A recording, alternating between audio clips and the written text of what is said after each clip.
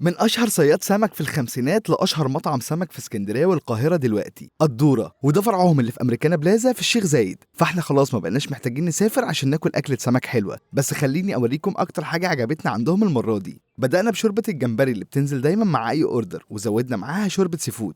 كان فيها كمية سيفود محترمة وكريمي، بس كانت خفيفة شوية، أنا بحبها أتقل من كده. الجمبري المقلي أو الباتر فلاي الاتنين كانوا أحلى من بعض. ندخل بقى على أحلى حاجة عجبتنا كلنا، طاجن الصبيط الريد صوص والوايت صوص، بس أنا رشح لكم الوايت صوص كان أحلى بكتير. والمكرونه سي فود عندهم خطيره وحجمها كبير، ممكن تكفي فردين، وكميه السي فود اللي فيها محترمه. ندخل بقى على السمك، ونبدا باحلى سمكه بوري سنجاري جربتها السنه دي، وكانت نازله مع البطروخ بتاعها. والمفاجأة بقى كانت في سمكة المياس، كنت أول مرة أجربها، عاملينها مقلي وعليها صلصة وبتنجان. السمكة فريش ولحمتها بيضة مع الرز الصيادية، طعمها تحفة. جربنا كمان سمك الموسى والبربون، بس الموسى عجبنا أكتر. اكتبوا لي بقى انتوا ايه أكتر مكان بتحبوا تاكلوا فيه سمك؟